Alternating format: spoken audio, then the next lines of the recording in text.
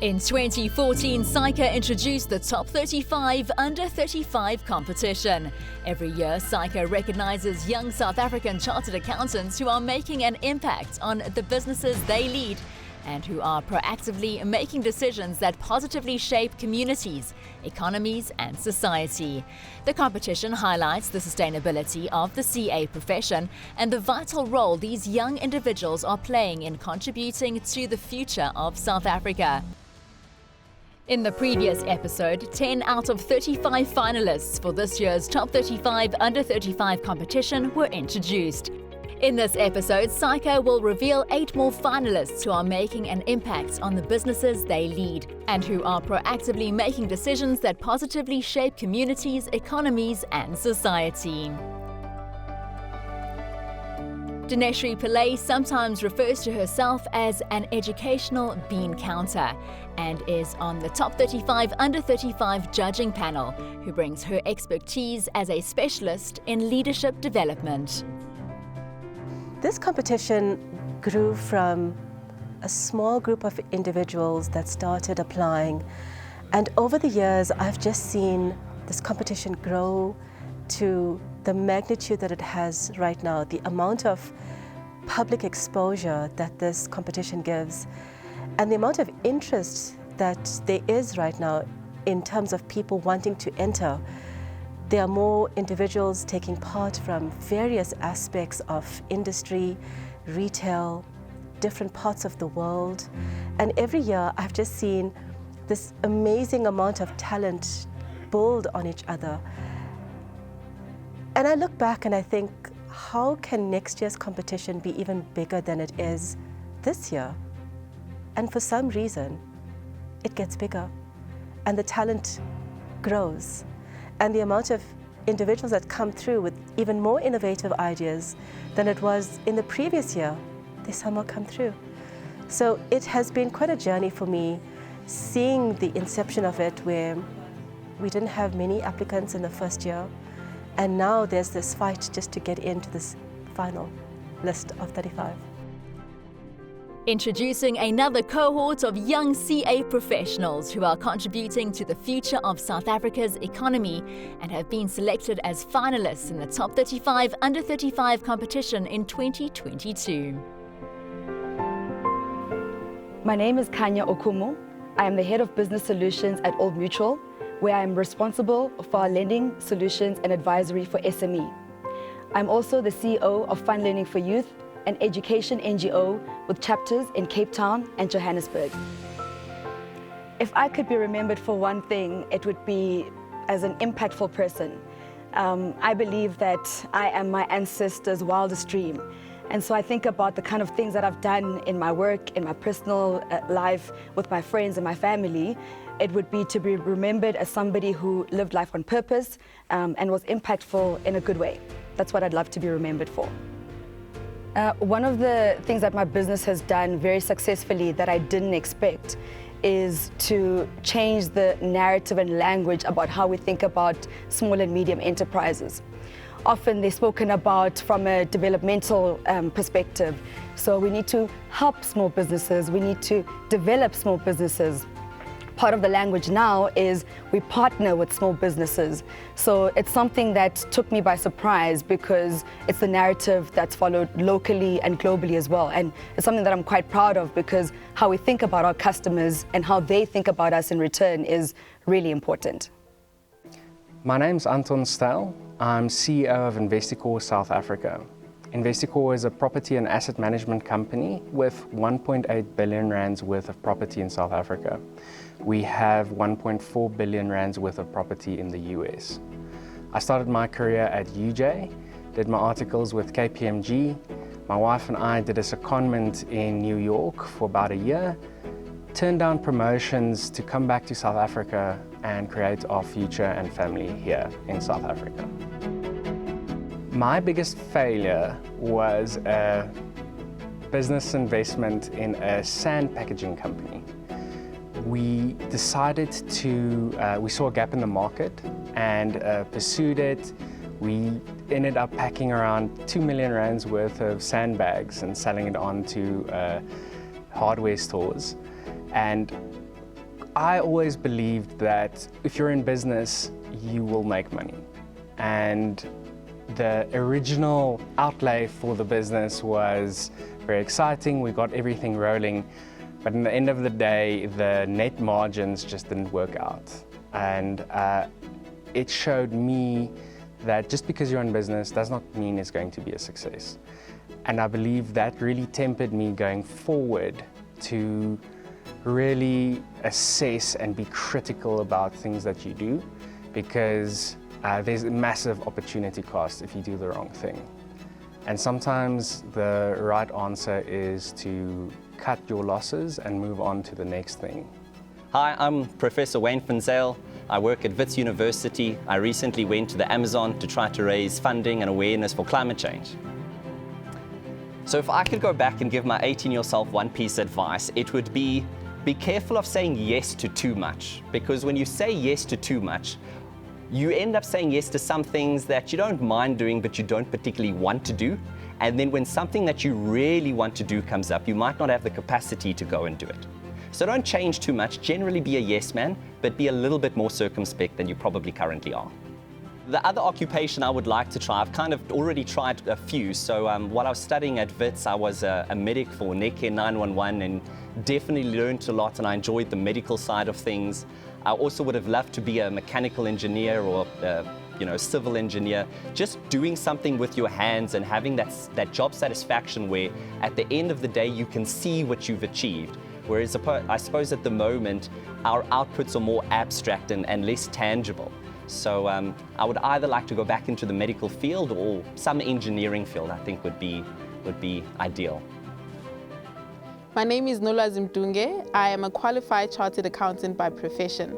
I am the founder of Litmus Sunshine Foundation, which is a non-profit company that aims to promote early childhood development, women empowerment, and address the social ills that we face in South Africa. I'm also the co-founder of African Rock Investments, and I run my own company called Mdunge & Company, which has 3 e-commerce sites, Mdu Benjamin, Nana & Co, and Kulile.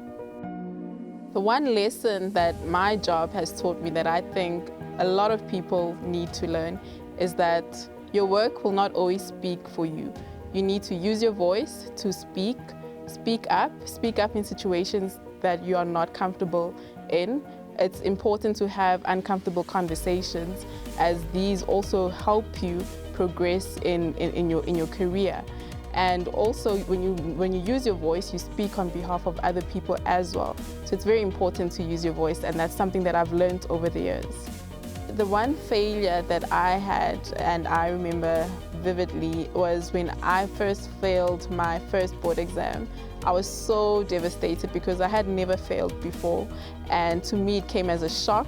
I actually thought of giving up the CASA journey, but through a good support structure, my parents were able to wake me up and say, listen, this is something that you've been wanting for a very long time. And I didn't give up. I was able to pick myself up and continue, and I passed the second time round. So I was really happy with that decision. But I also believe that it's important for aspiring CAs to understand that the journey is not going to be smooth all the time. You will encounter failure every now and again. But the important thing to remember is that failure is part of the process. It's part of the success journey.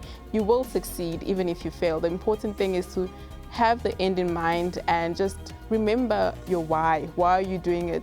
Is it because it's something that you truly want to achieve, or is it something that you're doing because your parents are saying do it? So if you understand the importance or understand your why, then you will definitely succeed. As a chartered accountant myself, I think, one of the things that we have to deal with is the reputation of CAs. And of course, in recent times, that reputation has been not great, especially in the audit environment with all the scandals, etc. But even outside of that, I think chartered accountants is seen as just business people, auditors, people that, numbers people, who don't have or don't concern themselves with anything other than the numbers and the work that they do. So it gives me great pleasure to see the entrance of the top 35 under 35 competition being measured against what they do for their communities and actually seeing the stuff that they do for their communities. So it really does warm my heart to see the brand kind of extend beyond just numbers people only. 2019 Top 35 Under 35 overall winner, Mpho Mukapele, Chief Executive Officer, Energy and Water Saica, has a career that spans over more than 10 years in the private and public sectors, in the finance and regulatory environments. My experience during the competition was really fun. I had not entered and someone nominated me and I didn't know who had nominated me at the time.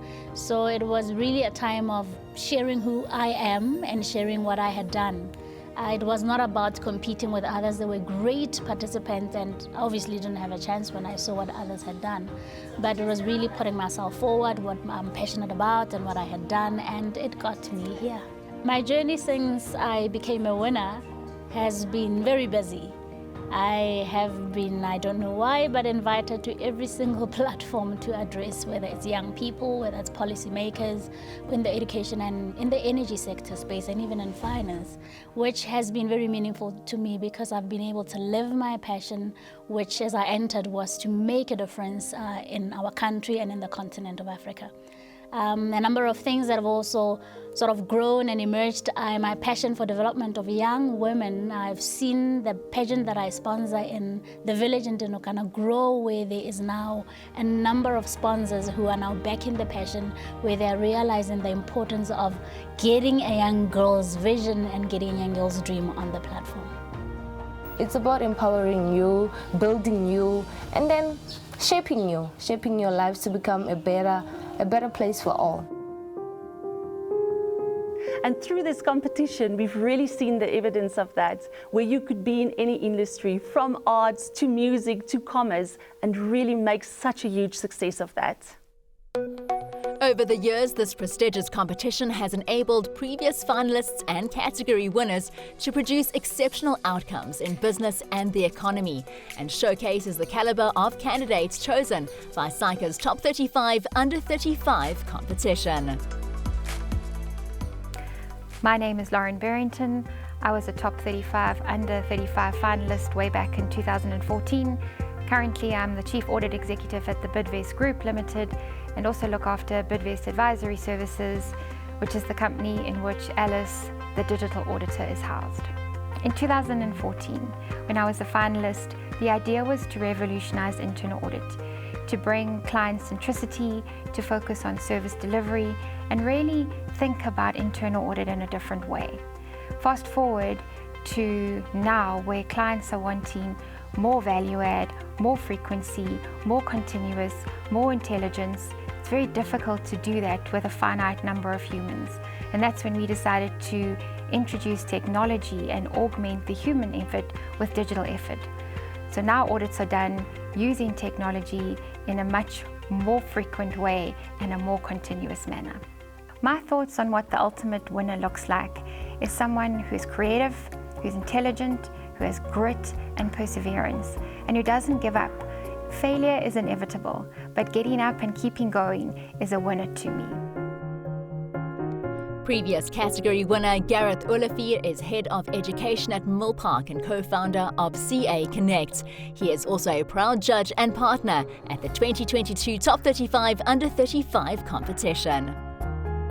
I think what I most look forward to about being a judge this year is working with ordinary people who have non-ordinary stories but who've achieved extraordinary results. I think it's one thing to be the cleverest person in the room, but it's another thing to be a normal person who, because of their bravery, curiosity, have achieved amazing things. And I think those are the people that are the true role models, the ones who people can relate to, the ones who are just normal people who standing up, doing their best and making a difference. And I think those are the fascinating stories that I can't wait to uncover.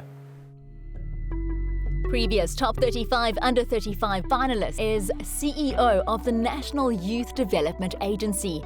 He is also a proud judge and partner at this year's competition.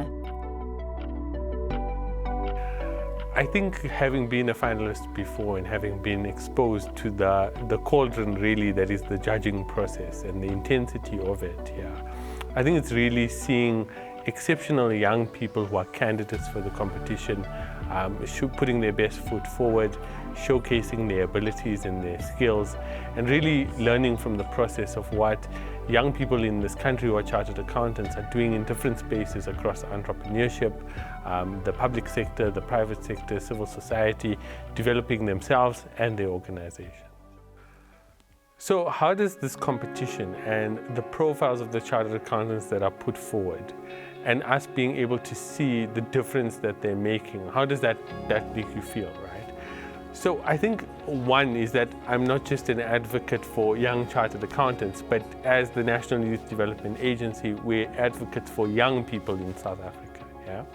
And I think that, yes, South Africa faces many problems, but if you look at how exceptional we are in certain categories, yeah, with chartered accountants being one of them, I think it just made sense for us to be part of something like the Saica 35 under 35, simply because that exceptionalism really comes forward through this competition, yeah? And I think it's not only young people who are excelling professionally, and chartered accountant is a professional designation, but how many of them go above and beyond the call of duty to make differences to the businesses in which they work in, to make differences to communities, and ultimately to contribute to South Africa's development and its growth. If you want to become anything, you should become a CISA, because the qualification gives you access to open doors, and people will recognize you as a business leader if you have the designation behind your name. Your training will equip you with knowledge to make informed business decisions and to analyze data, which is such an important aspect of running any business nowadays. Saica has selected another squadron of young CAs as finalists in the Top 35 Under 35 competition. These individuals are actively working towards positively shaping the future of society. My name is Chipuam Jarere. I am an associate at NoFund, which is a development finance institute. They invest across Africa in emerging markets as well, not just Africa. So I'm specifically working in the clean energy, trying to solve the ESCOM-like problems, the energy across Southern Africa. The one venture that I got in and was relatively successful that I didn't expect that I would even be in that space would have to be when I opened my tutoring business. I never thought I would be in tech at all. That really surprised me. I mean, I'm in finance, that's all I know. But I really spread my wings and tried something new outside of my comfort zone, and it really worked out, so that really surprised me. The occupation that I would like to try than being in finance, I think definitely acting. I would really love to do some action. That's kind of my favorite genre, so definitely acting. My name is Tabara Rapara, Managing Director at MyDo. We are a tech business hub that supports entrepreneurs from start-up, established and really growing businesses. Our role as MyDo is to support entrepreneurs in a 360 support basis for entrepreneurs in their work and journey in entrepreneurship. My biggest failure and what I learned from that experience was my CA journey, really. I had to repeat my CTA qualification a number of times and went on to also fail my ITC. And what I learned from that journey, in hindsight, when I think about it, I work with entrepreneurs on a daily basis that have to pick themselves up when they fail. So it has helped me to be empathetic, more understanding, and also know that with failure, you get to learn a lot of useful lessons, and you are bound to succeed. Well, that's what I've learned. If I could be remembered for one thing, is that I showed up. In every occasion, any event, any challenge, I showed up and I did my best.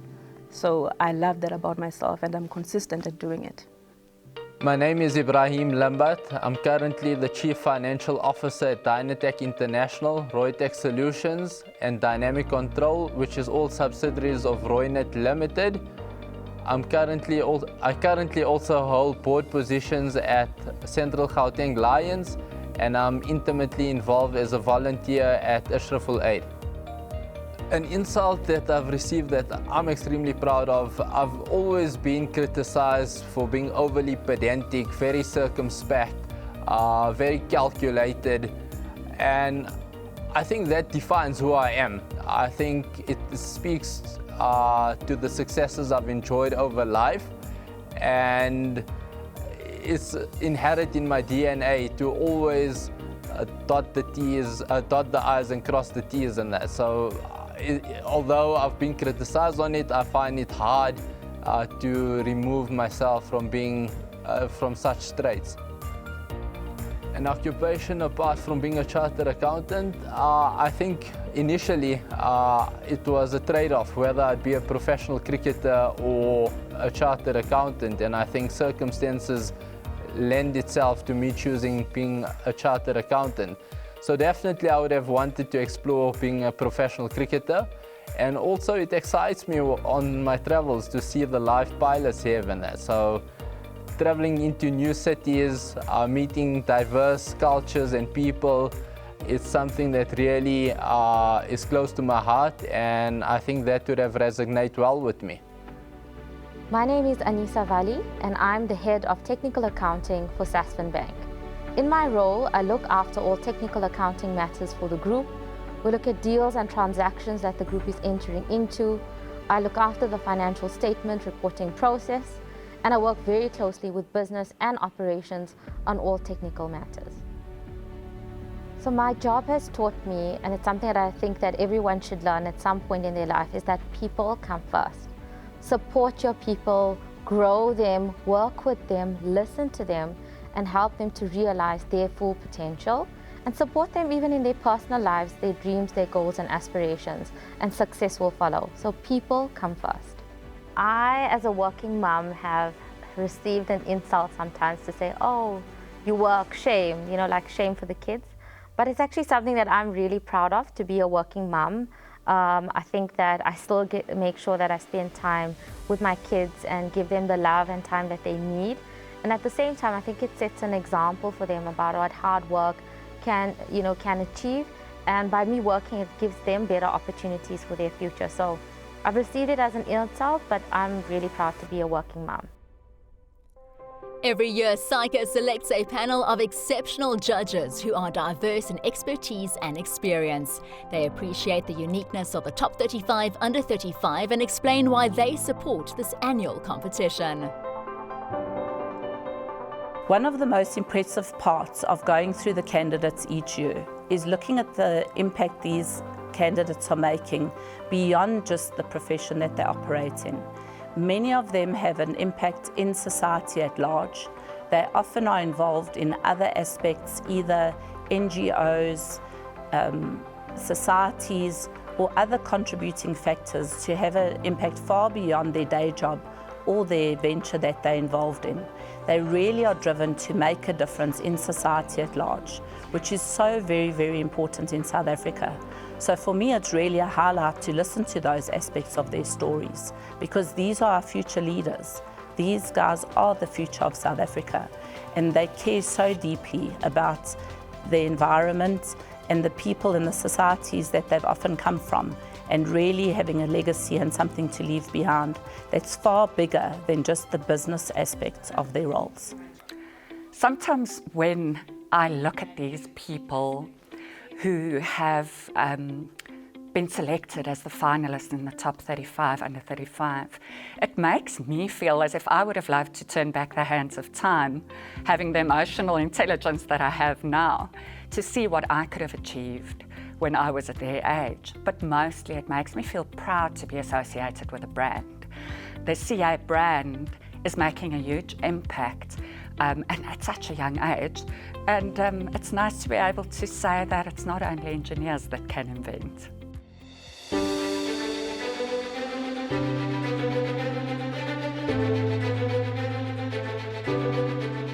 The big thing for us behind this is our why, right? We do this so that we can actually make a change within the education system here in South Africa, and to help put more young people through school so that more and more young chartered accountants can come about. And so the big thing for us is to align ourselves with other organizations that are aligned with our core values, which include positivity, commitment, accountability, and innovation. And Saica Top 35 Under 35 is exactly that. all of these amazing winners or applicants come through the system with amazing projects, ideas, things that they're doing in their corner of the world to make an impact. And that requires commitment, that requires accountability, and really the change that they're making is a positive change that we're going to see last forever and ever. And so the big thing for us was to try and support these young people and to support Saica in helping to give them a platform for them to speak about what they do and to share what they've learned on their journeys with so many other people. And hopefully more and more people can know that they are young leaders trying to make a change, to support them and give them all the resources they require. And we can help replicate the idea of creating businesses that are a force for good. This competition gives the finalists an opportunity to showcase their more light-hearted side. If I had to eat one meal for the rest of my life, it would be umngqusho. Umngqusho is samp and beans, and it's one meal, but you can pretty much do whatever you want with it. You could have just the samp, so that's the white maize. You could have samp and beans. You could have samp and beans and some other side to it. So I'd probably choose umngqusho because it's one meal, but technically you can do a lot with it. If I had to eat one meal for the rest of my life, that's quite easy. It's some kind of meat and potatoes. Unfortunately, I know that's bad. My doctor will kill me. But meat, gravy, and mashed potatoes with lots of butter, some milk, nothing beats that. Lamb especially. Favorite meal. Happy to eat that for breakfast, lunch, and supper for the rest of my life. If I had to eat one meal for the rest of my life, would be I'm a village girl. It would be moroho and pap. You know, that's what I grew up with. So that's my go-to meal when I'm at home and I just want to think about the good old days. So I would definitely have that for the rest of my life. If I were to eat one meal for the rest of my life, it's not necessarily a meal, but tea. I cannot go without tea. So to complement that, it would probably be a slice of Madeira. So I can have tea and a slice of Madeira every day for the rest of my life. If I had to eat one meal for the rest of my life, I think it would have to be pap with chicken nuggets. I know it sounds weird, but I really love them. And dessert has to include any type of cheesecake. If I had to eat one meal for the rest of my life, very easy answer. It's an Indian dish called dal and rice. It's like a lentil curry gravy, but then you've got to have it with the sides, which is like a squal kachumbar, which is a tomato salsa, and a spicy potato fry, and with a Coke. I can eat that all the time. It's a meal that you often have with family together, so maybe that's also why that, you know, it brings back memories of having something with family. My favorite meal, dal and rice. My biggest pet peeve is if people don't know how to use Excel properly. I have seen a situation where someone spent weeks of their time deleting special spaces out of a spreadsheet by hand that went on for hundreds of rows because they didn't know about the find and replace function. My favorite holiday movie is The Grinch with Jim Carrey. I'm not quite sure what it says about me, but I suppose the animation and the happy ending and everyone's sort of good at heart is probably what attracts me, and it's just good to reinvigorate the spirit and just remind us that there's good out there and just to be a good person. Everything will be fine. My favorite movie when I'm ready to chill is The Proposal with Ryan Reynolds and Sandra Bullock. What it says about me is that I'm always up for a good chick flick with the friends and that I have a good sense of humor. And when I want to chill, I like to keep it lighthearted and fun. To the finalists of 2022 Saica's Top 35 Under 35. Congratulations, you've made it so far. We celebrate you. You're going to meet the head judge, who is very strict with the clock, and don't be intimidated by it. I encourage you to network and see where the world would take you and collaborate in solving the problems of this country. Saica extends its appreciation to the partners who recognize the value of the Top 35 Under 35 competition. In the next episode, we introduce you to another cohort of Top 35 Under 35 competition finalists who see things differently and who are constantly changing convention.